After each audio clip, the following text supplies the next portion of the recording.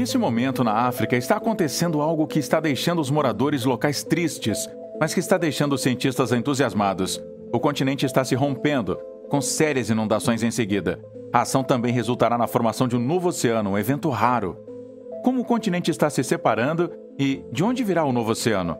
Fique atento enquanto trazemos a você como o continente africano está se separando e como isso causará inundações recordes. A África está se dividindo em duas partes, o que acabará resultando na formação de um novo oceano. Quando concluída, a divisão separará a atual Somália e partes do Quênia, Etiópia e Tanzânia do restante do continente. A grande rachadura que se estende por vários quilômetros apareceu inesperadamente no sudoeste do Quênia recentemente. O rasgo, que ainda está crescendo, já está causando estragos, pois provou o colapso de uma seção da rodovia Nairobi-Narok. O aparecimento da rachadura foi inicialmente associado à atividade tectônica ao longo do rio Rift, na África Oriental.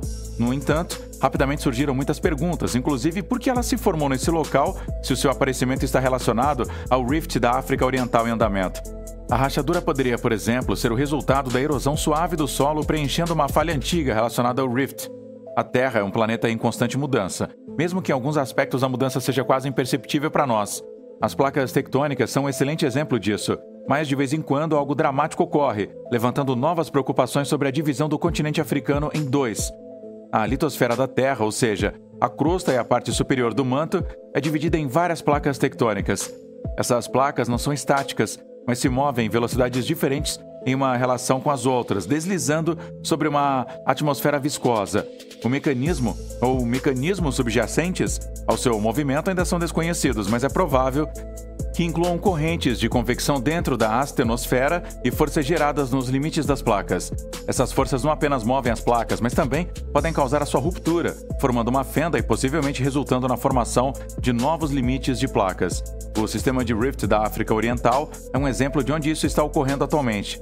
O Vale do Rift da África Oriental se estende por mais de 3 mil quilômetros do Golfo de Aden até o Zimbábue, dividindo a placa africana em duas partes desiguais, as placas da Somália e da Núbia. A grande rachadura no sudoeste do Quênia revelou atividades ao longo do ramo oriental no Vale do Rift, que atravessa a Etiópia, o Quênia e a Tanzânia. Quando a litosfera é submetida a forças de extensão horizontal, ela se estende e se afina. Por fim, ela se romperá, resultando na formação de um vale de Rift. Esse processo é acompanhado por manifestações na superfície, como o vulcanismo e atividade sísmica ao longo do Vale do Rift.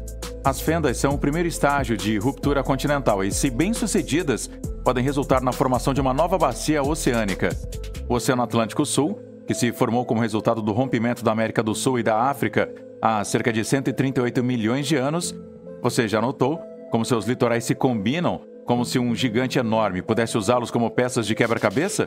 De fato, há cerca de 300 milhões de anos, a Terra tinha apenas um supercontinente enorme chamado Pangeia, que era cercado por um único oceano chamado Pantalassa. Mas que outras evidências existem de que todos os continentes do mundo já foram fundidos? Bem, outro sinal revelador são os registros geológicos.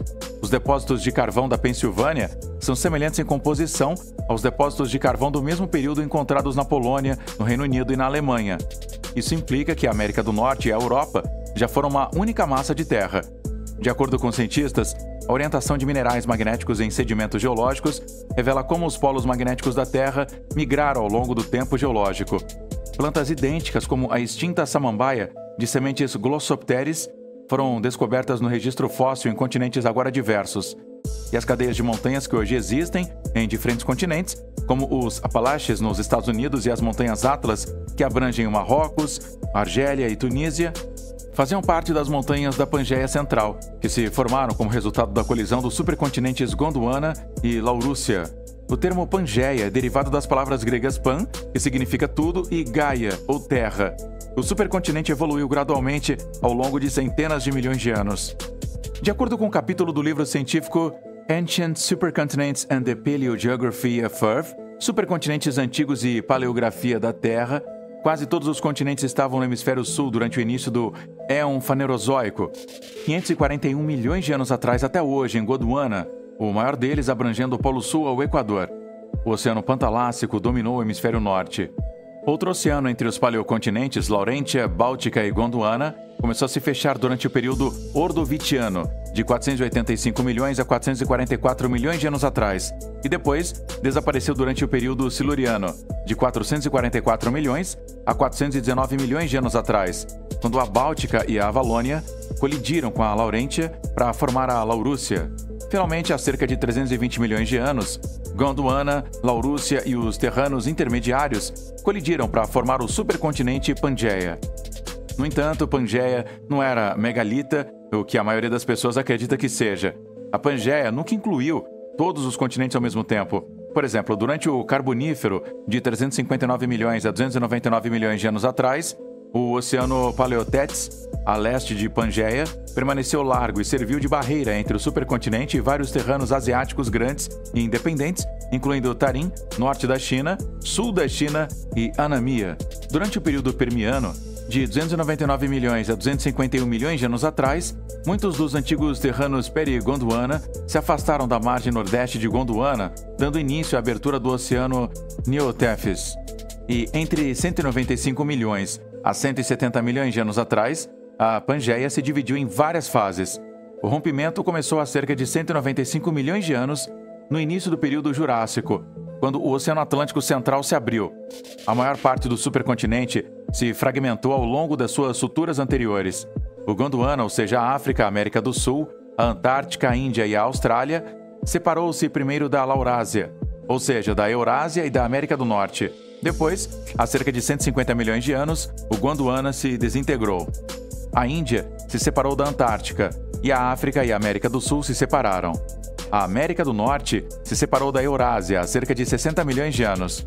Mesmo sem a divisão ocorrida na África, é improvável que a configuração atual dos continentes seja a última.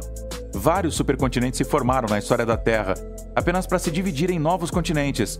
Por exemplo, a Austrália está atualmente se aproximando da Ásia, e a parte oriental da África está se separando gradualmente do resto do continente.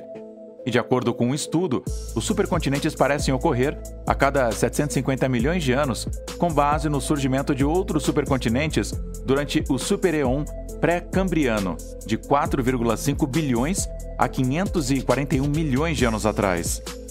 A maioria dos cientistas acredita que o ciclo dos supercontinentes é amplamente impulsionado pela dinâmica de circulação no manto. Mas, além disso, os detalhes se tornam nebulosos. Embora o calor formado no manto seja provavelmente causado pelo decaimento radioativo de elementos instáveis, como o urânio, os cientistas não concordam se o manto tem mini-bolsas de fluxo de calor ou se toda a concha é uma grande correia transportadora de calor, de acordo com Murphy.